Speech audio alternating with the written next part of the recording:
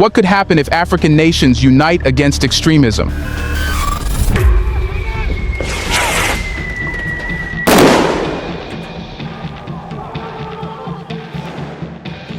Right now, these Ivorian special forces are running a scenario in which a school has been taken over by a group of violent militants. The goal here is for them to get it back. Now, this is not something that they're normally used to dealing with, but because of the spillover from the Sahel, these are the type of situations that they need to be able to handle moving forward.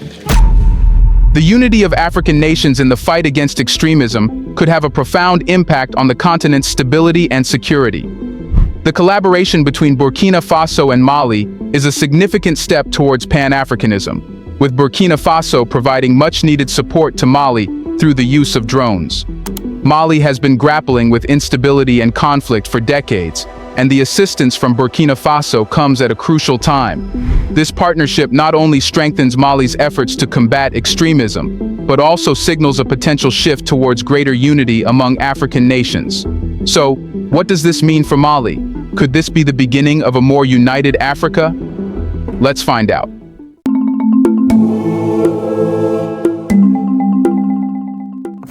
The Sahel region, a vast and arid stretch of land extending from the Atlantic Ocean to the Red Sea, has long been embroiled in conflict and instability.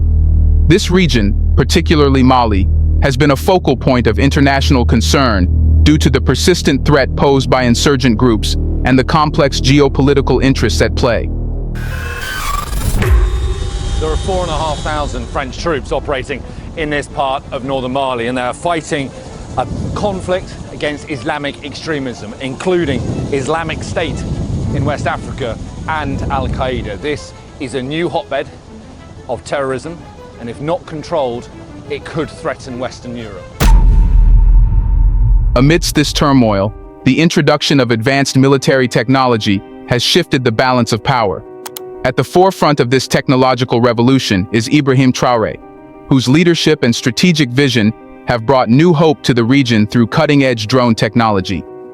Ibrahim Traore, a key figure in the ongoing conflict, has emerged as a leader with a keen understanding of modern warfare. His recent deployment of drones in the Mali desert has demonstrated the profound impact that technology can have on the battlefield. On March 31, 2024, a drone strike orchestrated under Traore's command led to the significant neutralization of insurgent forces, marking a turning point in the conflict. Mali has long been a hotbed of insurgent activity. The region's harsh desert terrain, coupled with its strategic location, has made it a prime target for both local and international militant groups. Over the years, traditional ground combat in this region has proven to be both costly and ineffective, leading to a re-evaluation of military strategies. The introduction of drone warfare has been a game-changer, offering a new approach to combat that minimizes human risk while maximizing operational efficiency. Drones, or unmanned aerial vehicles (UAVs), have become an indispensable tool in modern military operations. In the Sahel, their ability to provide real-time intelligence, conduct precision strikes, and reduce the exposure of human personnel to direct enemy fire has revolutionized the way conflicts are fought. The March 31 drone strike is a prime example of how this technology is being utilized to achieve strategic objectives. The drone, equipped with advanced sensors and imaging technologies, was able to identify and target insurgent positions with remarkable accuracy, leading to a decisive victory for Traore's forces. This drone strike is not just another tactical victory in the ongoing conflict.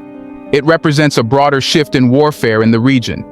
The use of drones has allowed military forces to operate in areas that were previously inaccessible or too dangerous for traditional ground troops.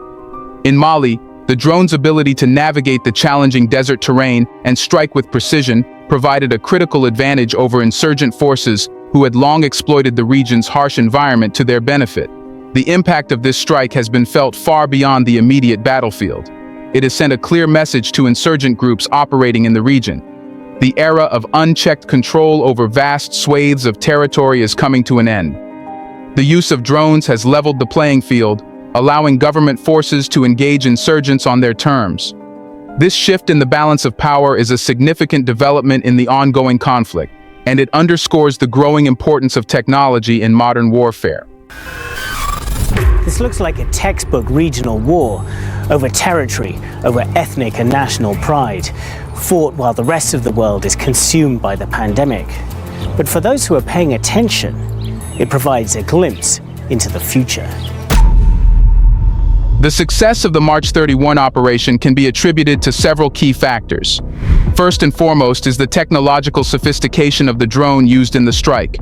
This UAV was equipped with state-of-the-art sensors that allowed it to conduct detailed reconnaissance of the area before engaging the enemy.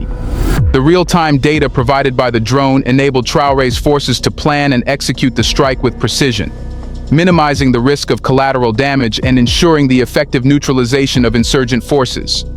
The strategic advantages of using drones in such operations are manifold. Unlike traditional ground combat, where troops are exposed to the risk of ambushes and improvised explosive devices (IEDs), drone warfare allows for remote engagement with adversaries. This not only reduces the risk to human personnel, but also enables forces to conduct operations with a level of accuracy and efficiency that was previously unattainable. The March 31 strike is a testament to the effectiveness of this approach, as it resulted in the elimination of key insurgent leaders and the disruption of their operations in the region. Furthermore, the psychological impact of drone strikes on insurgent groups cannot be underestimated. The ability of drones to strike with precision and from a distance creates an environment of uncertainty and fear among insurgent fighters. They can no longer rely on the cover of night or the remote desert terrain to shield them from attacks. This constant threat of an unseen enemy in the sky has forced insurgent groups to alter their tactics, making them more cautious and less capable of mounting coordinated attacks. This operation also highlighted the importance of real-time intelligence in modern warfare. The drone used in the Mali strike was not just a weapon, it was an integral part of an intelligence-gathering network that provided critical information to Traore's command center. This intelligence allowed for the identification of high-value targets and the precise timing of the strike, ensuring maximum impact with minimal risk. Here's a reminder to please like and share the video and subscribe to our channel to watch more videos on Black culture, history, civilization, and identity. Let's continue now. The operation's success in Mali has not only bolstered the morale of government forces, but has also demonstrated the potential of drone technology to change the course of the conflict. Ibrahim Traore's leadership in integrating this technology into military operations has positioned him as a key figure in the ongoing efforts to stabilize the region. His strategic vision, combined with the technological prowess of the drones at his disposal, has given his forces a critical edge in the battle against insurgency in the Sahel. The deployment of drones under Ibrahim Traore's leadership has brought about a significant shift in the way military operations are conducted in the Sahel. These UAVs are equipped with advanced imaging and targeting systems that allow for precision strikes, even in challenging environments like the Mali desert. The ability to conduct operations with minimal delay and maximum accuracy has greatly enhanced the effectiveness of military campaigns in the region. One of the key advantages of drones is their ability to provide continuous surveillance of enemy movements and positions. This real-time intelligence is crucial for planning and executing operations, as it allows forces to make informed decisions and adapt to changing conditions on the ground.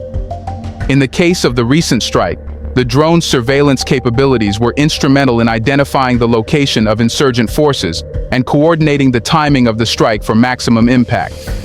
Another significant advantage of drones is their ability to operate in high-risk environments without putting human personnel in harm's way.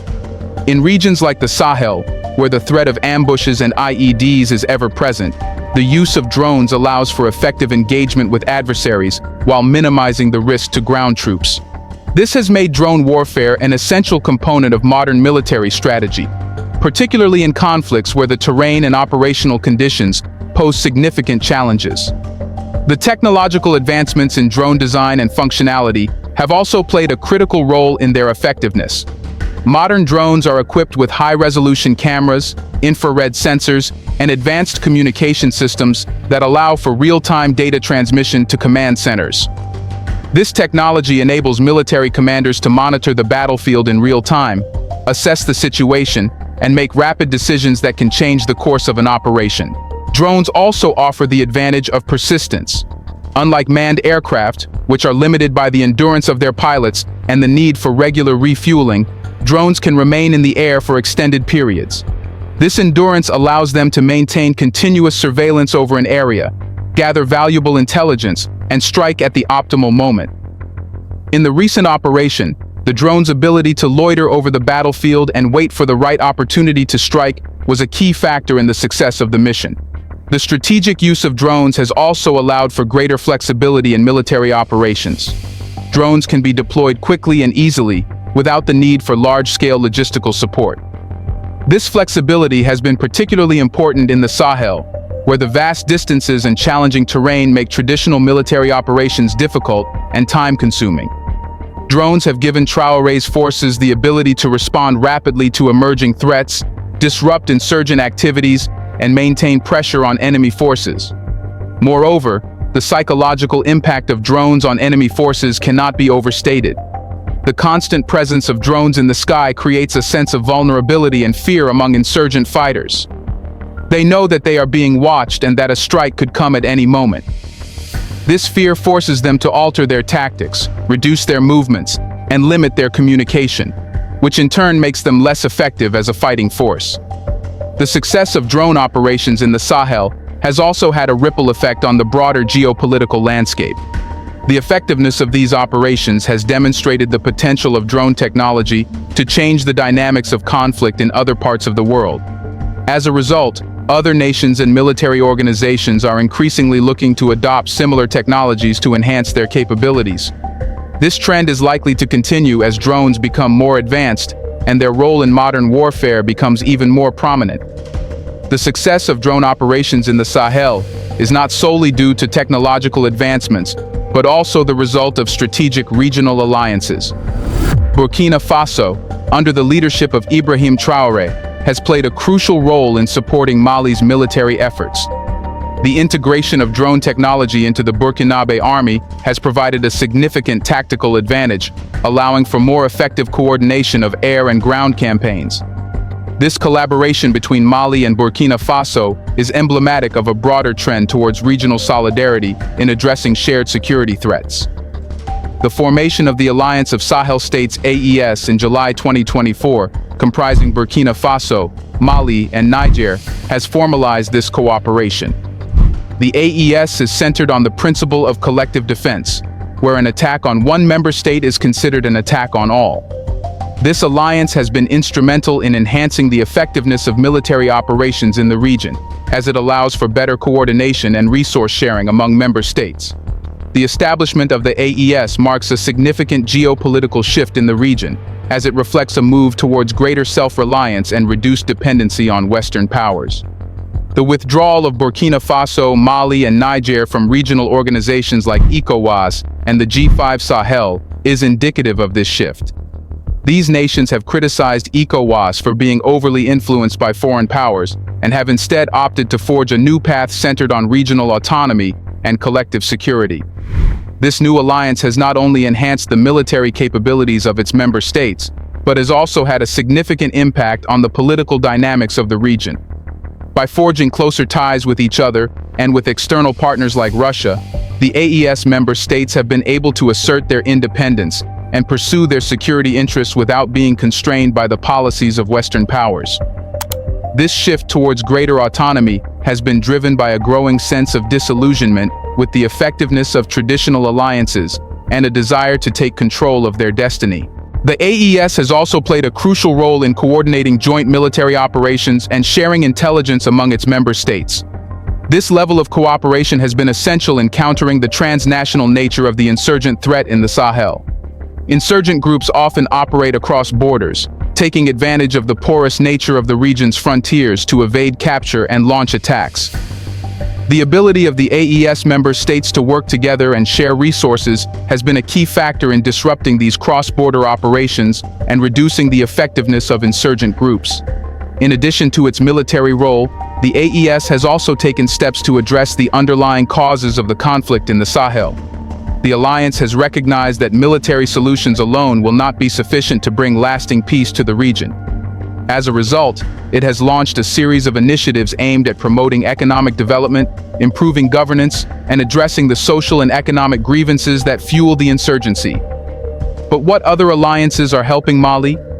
In addition to regional alliances, the Sahel conflict has been shaped by the involvement of external actors, most notably Russia.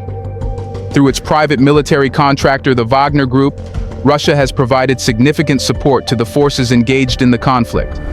The Wagner Group's presence in the region has added a layer of complexity to the conflict, as it brings with it both military expertise and geopolitical interests.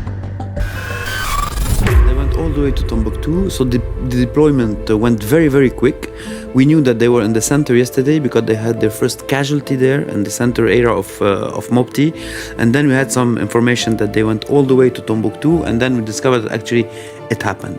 And it is very interesting because we don't know up to this point who they are. We don't know if they are mercenaries of Wagner Group, as you said, or regular military Russian personnel. And this flu is being maintained by Russia itself. Russia's involvement in the Sahel can be seen as part of its broader strategy to expand its influence in Africa.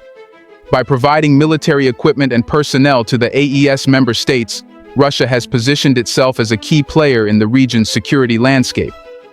This support has not only bolstered the capabilities of the forces engaged in the conflict, but has also influenced the strategic direction of the conflict. The presence of the Wagner Group in the Sahel has had both operational and political implications. On the operational side, the group's expertise in counterinsurgency operations has enhanced the effectiveness of military campaigns in the region. Politically, Russia's support has shifted the balance of power in the region, as it has allowed the AES member states to pursue a more autonomous security strategy, free from the constraints of their former colonial powers. The Russians are correcting the mistakes that others have committed, like the French. Russia has never colonized an African country. It must be said that Russia is a great partner in terms of security, especially in our country. We're in the heart of Africa and are threatened by rebels and terrorists. Russia is here and we're at peace. We're happy to have our partnership with Russia. The Wagner Group's involvement in the Sahel has also raised concerns among Western powers, who view Russia's growing influence in the region as a threat to their strategic interests. The presence of Russian military contractors in the Sahel has been seen as part of a broader effort by Moscow to expand its footprint in Africa and challenge Western dominance on the continent. This has led to a new geopolitical rivalry in the region, with both Russia and Western powers vying for influence over the AES member states. We feel that there is a Russian influence in our country. If this influence can bring security, peace and development in our country, then this is what all Central Africans want. This rivalry has added a new dimension to the Sahel conflict, as it has drawn in external actors with competing interests and agendas. The involvement of Russia and the Wagner Group has complicated efforts to find a peaceful resolution to the conflict, as it has introduced new players with their own strategic goals and interests. This has made the conflict even more complex and difficult to resolve, as it is now entangled in a broader geopolitical struggle between Russia and the West. Despite these challenges, the involvement of the Wagner Group has had a significant impact on the ground. The group's military expertise and resources have bolstered the capabilities of the AES member states, allowing them to launch more effective operations against insurgent groups. This has been particularly important in the fight against groups, who have proven to be resilient and difficult to defeat using conventional military tactics. The Wagner Group has also provided valuable training and support to the AES member states, helping to improve the professionalism and effectiveness of their armed forces. This has been crucial in building the capacity of the AES member states to respond to the insurgent threat on their own without relying on external support. The group's involvement has therefore been a key factor in the AES's ability to take control of its security and assert its independence on the regional and global stage. So, the use of drone technology in the Sahel, under the leadership of Ibrahim Traore, has marked a new chapter in the region's ongoing conflict. The successful deployment of drones in Mali has demonstrated the profound impact that technology can have on the battlefield. Do you think that if African nations keep uniting, they can fight anything? What will happen if all of their military units? Let us know in the comments section. Will Africa become stronger? Do you want to watch more videos like this one? If so, subscribe to our channel and press the bell icon next to it. We have decided to bring videos on something nobody talks about: the Black culture, civilization, history, and evidence about how glorious Blacks have been. Thanks for watching, and until the next video, stay tuned.